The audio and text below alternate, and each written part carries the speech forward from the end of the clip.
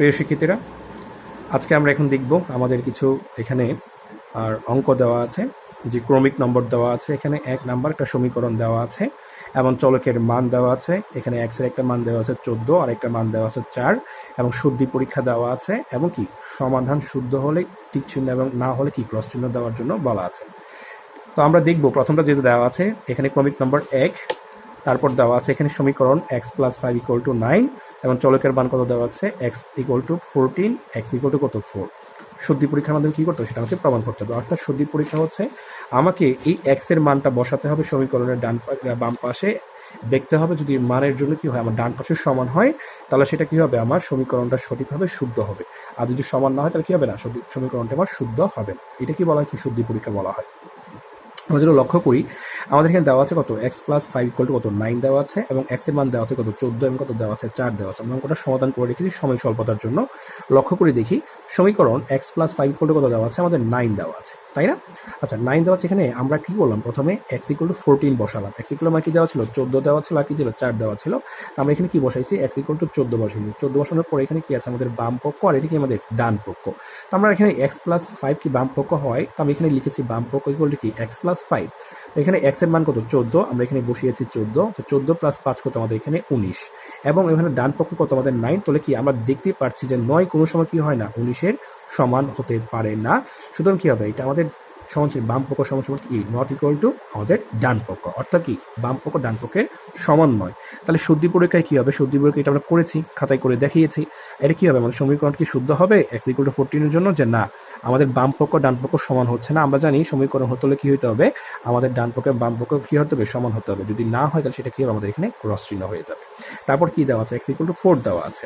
যদি x = 4 এর কথা চিন্তা করা হয় তাহলে আমরা দেখতে পাচ্ছি এখানে কি x = 4 এর জন্য আমার বাম পক্ষ দেওয়া আছে কত x + 5। তো আমরা এখানে x এর জায়গায় কি বসালাম, x এর যে মানটা দেওয়া আছে 4 বসিয়ে দিলাম। x = 4 মানে কি x এর মান কি 4, তো এখানে x + 4 এর জায়গায় x + 5 এর জায়গায় কি বসালাম 4 + 5 বসালাম। তো এখানে 4 আর 5 যোগ করলে কত হয় 9 হয়, যেটা কি আবার ডান পক্ষের সমান হয়েছে, 9 এর সমান হয়েছে। তাহলে কি বলতে পারি এখানে বাম পক্ষ ইকুয়াল কি আমাদের ডান পক্ষ, তাই না? আশা করি বুঝতে পেরেছো। তার পরবর্তী যদি আমরা লক্ষ্য করি এখানে দেওয়া আছে আমাদের কি 2 নাম্বারটা কি দেওয়া আছে y - 6 = কত 11। চলকের মান দেওয়া আছে y = 17, y = কত 5 দেওয়া আছে। শুদ্ধি পরীক্ষা দেওয়া আছে এবং সমাধানটা শুদ্ধ হলে আমাদের ঠিক চিহ্ন দিতে হবে, আর না হলে ক্রস চিহ্ন দিয়ে দেখাতে হবে। যদি পরবর্তীতে দেখি আমরা আমাদের যে সংখ্যার সমাধানটা আছে, সমীকরণ ছিল কি y - 6 = কত 11। যদি y = 17 হয় তাহলে বাম পক্ষে কত হবে y - 6। এখানে y এর মান কত, y এর মান দেওয়া আছে এখানে 17। তাহলে এখানে সুন্দর করে আমি কি বসাই দিব, 17 বসাই দিব। 17 বসানোর পর কি হবে, আমরা বিয়োগ করে দেবো। 17 থেকে 6 বিয়োগ দিলে কত থাকে, আমাদের 11 থাকে। কিন্তু আমাদের এখানে ডান পাশে কত আছে, আবার 11ই আছে। তাহলে কি বলতে পারি, এখানে আমাদের বাম পক্ষ সমান কি ডান পক্ষ। অর্থাৎ আমাদের 17 এর জন্য কি হচ্ছে, শুদ্ধি পরীক্ষাটা সঠিক হচ্ছে এবং কি সেটা কি আমার সমীকরণটা কি হবে, শুদ্ধ হবে। ঠিক আছে। তারপরে কি দেওয়া আছে, y = 5 দেওয়া আছে। y = 5 এর জন্য কি হবে, আমরা যদি এখানে y = 5 এর জন্য y - 6 যেটা আমরা আগে ছিল আমাদের বাম পক্ষ ছিল, এই যে y = 6 দেওয়া ছিল, আমরা এখানে y = 6 লিখলাম। লিখার পর কি করলাম, এখানে আমরা y এর জায়গায় কি y এর জায়গায় 5 বসালাম, কারণ কি দেওয়া ছিল এখানে y = 5 দেওয়া আছে। তো 5 বসানোর পর কি হলো দেখো তো, 5 থেকে যদি আমরা -6 বিয়োগ করি আমরা জানি আমাদের বিয়োগফলটা কত আসবে, -1 আসবে। ঠিক তেমনি এখানে ডান পক্ষ আছে, ডান পক্ষ কত দেওয়া আছে, আমাদের 11 দেওয়া আছে। আচ্ছা দেখো তো, কোনোভাবে চিন্তা করে দেখো আমাদের 11-র সাথে কি কোনো সময় আমাদের যে ডান পক্ষ 11 দেওয়া আছে সেটা বাম পক্ষে -1 দেওয়া আছে, সেটা কি পরস্পর কোনদিন সমান হবে? অবশ্যই সেটা সমান। তাহলে কি লিখবো এখানে, যে নট ইকুয়াল টু কত ডান পক্ষ এবং বাম পক্ষ। আশা করি বুঝতে পেরেছো। তাহলে কি হবে না, এটার জন্য শুদ্ধি পরীক্ষা হবে, কিন্তু এটা কি হবে না, আমাদের সমীকরণটা এক্সিকিউট করবে না, অর্থাৎ সমীকরণটা সঠিক হবে না। তার পরবর্তী সমীকরণ দেওয়া আছে 2x + 1 = কত আমাদের 25। এখানে কি x = 12 এবং x = কত 13 দেওয়া আছে।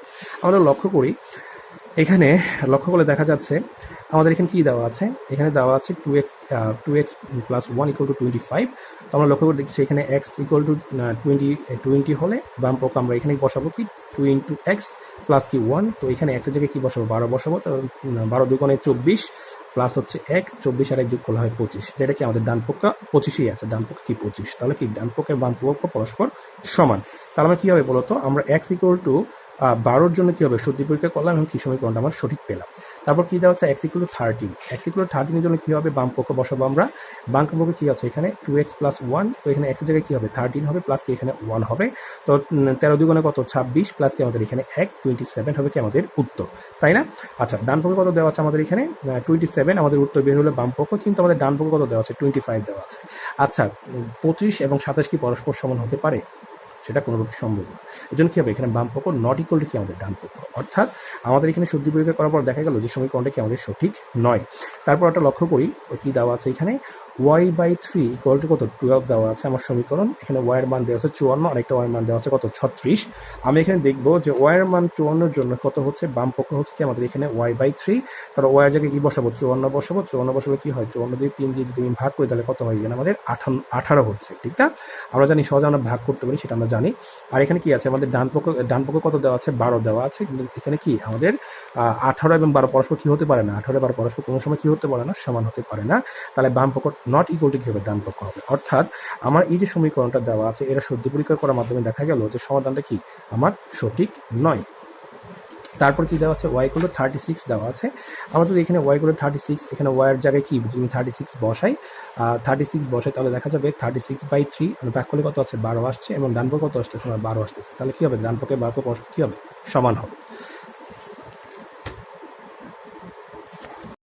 আমাদের এখানে পরবর্তী যে প্রবলেমটা আছে 5 নাম্বার, সেই প্রবলেমটা হচ্ছে এখানে দেওয়া আছে 4 - x ইকুয়াল টু কত 10 দেওয়া আছে আমাদের সমীকরণ।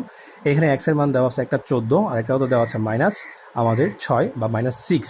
তো এখানে আমাদের প্রথম সমীকরণ যেটা দেওয়া আছে সমাধানটা আমরা কীভাবে করতে পারি, আমরা এখানে দেওয়া আছে আমাদের সমীকরণ x - 4 ইকুয়াল টু 10, আমাদের এখানে মান দেওয়া আছে x এর মান 14।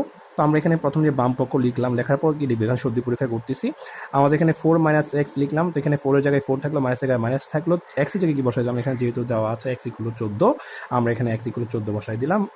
বসানোর পর সেটাকে আমরা বিয়োগ করে থাকি। 4 থেকে যদি আমরা -14 বিয়োগ করে থাকি, আমরা জানি বিয়োগফল কত হবে -10 আসবে। আমাদের ডান পক্ষ ছিল কত, আমাদের ডান পক্ষ ছিল 10, কিন্তু কি -10 কি কোনো সময় 10 এর সমান হতে পারে? অবশ্যই সমান হতে পারে না। তাহলে সেটা কি হবে বাম পক্ষ এবং ডান পক্ষ কি অসমান থেকে যাবে। এখানে x ইকুয়াল টু -6 হলে কি হবে, আমরা এখানে যে x 4 - x দেওয়া আছে, আমরা 4 লিখলাম, মাইনাস লিখলাম, এখন x এর জায়গায় কি লিখবো আমরা -6 লিখে ফেলবো। আমরা জানি মাইনাস মাইনাস গুণ করলে কি হয়ে যায়, মাইনাস মাইনাস গুণ করলে হয়ে যায় প্লাস, এখানে কি প্লাস হবে, তাহলে 6 প্লাস 4 প্লাস 6 সমান কত হবে 10 হবে, যেটা কি আমাদের ডান পক্ষের সমান। তাহলে ডান পক্ষে বাম পক্ষ পরস্পর সমান। তো x ইকুয়াল টু 14 জন্য কি হয়নি, আমার সমীকরণটি সঠিক হয়নি। x ইকুয়াল টু 14 জন্য কি হয়নি, আমার সমীকরণটি সঠিক হয়নি। তো এটা কি হবে ক্রস চিহ্ন হয়ে যাবে, এবং এটার জন্য কি x ইকুয়াল টু 6 এর জন্য কি আমার সমীকরণ হিসেবে কি আমাদের রাইট চিহ্ন হয়ে যাবে। তারপর একটা লক্ষ্য করি, আমার দেওয়া আছে এখানে কত 3z - 8 equal to z plus 2 equal, এখানে z এর মান দেওয়া আছে একটা 5, একটা দেওয়া আছে কত 4, তাই না? আমরা এখন বসাবো আমাদের যে সমীকরণটা আছে, সমীকরণটা লিখলাম, লেখার পর এখানে z ইকুয়াল টু 5 এর জন্য, মানে z এর যে একটা মান আছে 5 দেওয়া আছে, ওটার জন্য কি বাম পক্ষ কি হবে, এই অংশটুকু হবে কি আমাদের বাম পক্ষ, এই অংশটুকু কি আমাদের ডান পক্ষ। তো বাম পক্ষ 3z মাইনাস কত আমাদের 8, তো এখানে z এর জায়গায় কি বসবে 5 বসবে, তাহলে 3 ইন্টু কত 5 মাইনাস কত আমাদের 8, 3 5 কত 15 মাইনাস কত আমাদের 8, 15 থেকে যদি আমরা 8 বিয়োগ দিই থাকে কত আমাদের 7। এবং ডান পক্ষ কি আছে, ডান পক্ষ আছে z প্লাস 2, তাহলে z প্লাস 2 লিখলাম, এখানে কত হবে z এর জায়গায় কি 5 হবে, প্লাস কি হবে 2 হবে, তাহলে কি 5 আর 2 যোগ করলে কত হয় 7 হয়। তাহলে বাম পক্ষ ডান কি পরস্পর সমান হয়ে গেলে কি হবে বাম পক্ষ ইকুয়াল টু ডান পক্ষ। দেখো একটা লাস্ট হচ্ছে এখানে z ইকুয়াল টু 4 হলে আমাদের বাম পক্ষ আছে 3 ইন্টু z মাইনাস 8, তাই না? তো এখানে 3 ইন্টু জেড, তার জেডের জায়গায় কি বসবে, এখানে আমাদের 4 বসবে, কারণ 4 কি জেড ইকুয়াল টু 4 দেওয়া আছে। তো 3 ইন্টু 4 মাইনাস করতে আমাদের 8, তাহলে এখানে আমরা বিয়োগ করে দিই, 12 থেকে 8 বিয়োগ কত থাকে 4 থাকে, হ্যাঁ তাই না? তো এখানে 4 থাকে, এবং ডান পক্ষ দেওয়া আছে আমাদের এখানে তো জেড প্লাস 2, তো এখানে জেডের মান কত আমাদের 4 প্লাস কি হবে 2 তাহলে 6, 4 আর 6 কি সব কোনোদিন সমান হয়, কোনোদিন সমান হয়, তাহলে কি বাম পক্ষ নট ইকুয়াল টু ডান পক্ষ। তাহলে কি হবে সেটা দেখি, যে আমাদের এখানে 5 এর জন্য কি হবে সমীকরণটা সঠিক হবে, কিন্তু আমাদের যেখানে 4 দিকে সেটা কি হবে সমীকরণটা আমাদের সঠিক হবে না।